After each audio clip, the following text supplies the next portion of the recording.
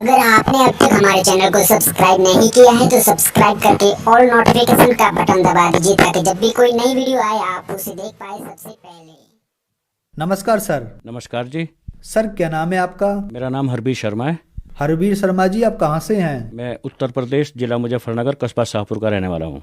हरबीर जी, संत रामपाल जी महाराज से नाम दीक्षा आपने कब ली? नाम दीक्षा तो मैंने 2017 30 जुलाई 2017 को ली थी। संत रामपाल जी महाराज से नाम दीक्षा लेने से पहले क्या आप कोई भक्ति साधना भी करते थे? भक्ति साधना तो सर जी हम जो हिंदू समाज में परंपरागत चला हुआ आ रहा है, जो हमारे पीढ़ी दर पीढ़ी चला आ रहा है, हम उसी की तरह करते थे हम भी। तो फिर क्या कारण बना कि आप संत रामपाल जी महाराज की शरण में आए? देखो जी, कारण उसका यह है, कारण बड़ा भी है, लेकिन कारण को मैं आपके सामने एक छोटे शब्दों में रखूँगा। मैं सन 2002 में मैं डिफेंस पर्सनल हूँ, आर्मी से मैं रिटायर हुआ हूँ, और 2002 में रिटायर होने के बाद फिर मैं बिजली विभाग में नौकरी करना शुरू किया था। तो जैसे 2002 में मैं आर्मी की सर्विस से रिटायर होकर के आया तो भगतमती की मेरी तबीयत ठीक नहीं रहती थी, और जब तबीयत ठीक नहीं रहती तो मैंने डॉक्टरों को भी दिखाया और मैंने तांत्रिक वांत्रिकों को भी दिखाया, लेकिन कहीं भी बात नहीं बनी। जब कहीं भी बात नहीं बनी तो मैं एक अव्यवस्था पैदा हुई मेरे अंदर। अव्यवस्था पैदा हुई तो हमने क्या काम किया, घर के अंदर ही हमने एक कीर्तन प्रोग्राम का सिलसिला चालू किया।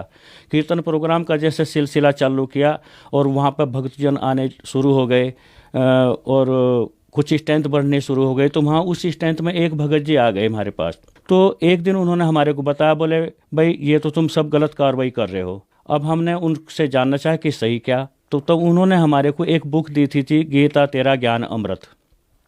गीता तेरा ज्ञान अमृत जो पढ़ी हमने बुक, सर जी आप यकीन करो हमारे पैरों के नीचे से मिट्टी निकल गई। और रात भर में, जिस दिन वह मुझे बुक मिली थी, तो मैंने रात भर उसको पढ़ा, सुबह 4 बजे तक। सुबह 4 बजे तक जैसे पढ़ा, सुबह मैं कई बार तो रोया और कई बार मुझे बहुत दिक्कत हुई, बड़ा महसूस हुआ। तो मैं सुबह लैट्रिन बाथरूम के लिए गया।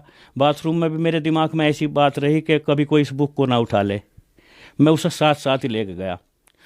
तो जैसे साथ साथ ले कर के गया, फिर वो मैं पढ़ी, पूरा अच्छे ढंग से रिवीट किया, उसको अच्छे ढंग से रीड किया।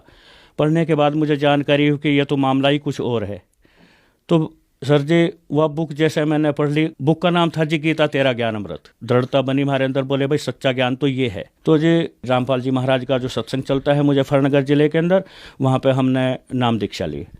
सर, संत रामपाल जी महाराज से नाम दीक्षा लेने के बाद क्या आपको कुछ लाभ भी प्राप्त हुए? जी लाभ तो ये हुआ सर जी कि सबसे बड़ा लाभ तो मेरा ये हुआ कि सतयुग से लगा करके अब तक जो ऋषि महर्षि थे 1,000 साल तपस्या करके चले गए, उनको मोक्ष मार्ग नहीं मिला, और हमारे को आज मोक्ष मार्ग की जानकारी हुई। मनुष्य जन्म का औचित्य क्या है, मनुष्य जन्म के औचित्य के बारे में मुझे जानकारी हुई। ये हमारे को लाभ हुआ सबसे बड़ा तो।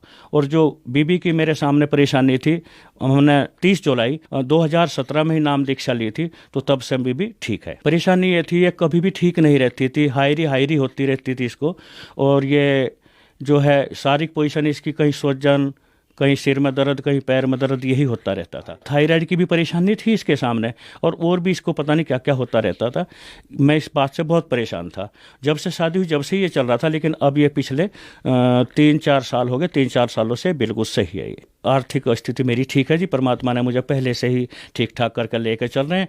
और मैं कभी भी जीवन में सर जी, ये मेरा नियम रहा है कि कभी भी मैं झूठ नहीं बोला, कभी गलत काम नहीं करे, कभी चोरी जारी नहीं किया। ये काम मेरे से बहुत दूर रहे। परमात्मा ने मुझे इन चीज़ों के बारे में पहले से ही बचा करके रखा।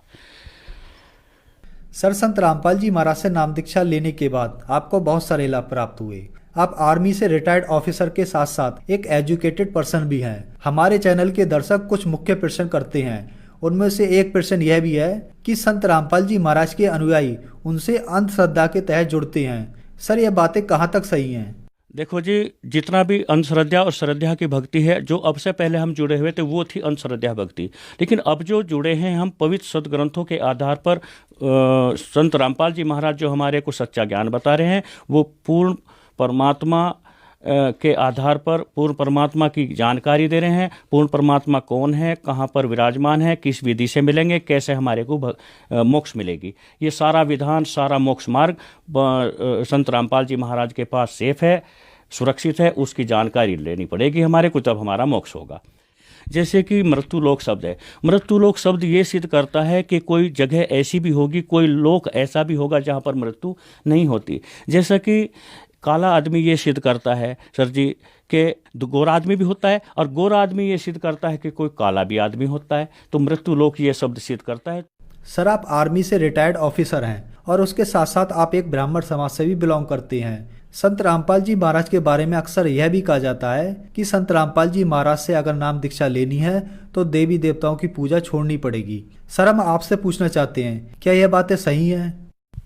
देखो सर जी, हमारे जो सतगुरु रामपाल जी महाराज हैं वो देवी देवताओं की पूजा छुड़वाते नहीं। देवी देवताओं को सम्मान करना है। संत रामपाल जी महाराज देवी देवताओं की जो भक्ति है इनको छुड़वाते नहीं हैं, इनको और विधि विधान से पवित्र सदग्रंथों के आधार पर इनकी साधना करवाते हैं। और परमात्मा ही, हमारे पवित्र सदग्रंथों के अंदर प्रमाण है कि परमात्मा ही पूजनीय योग्य हैं। सर, संत रामपाल जी महाराज से नाम दीक्षा कैसे प्राप्त की जा सकती है?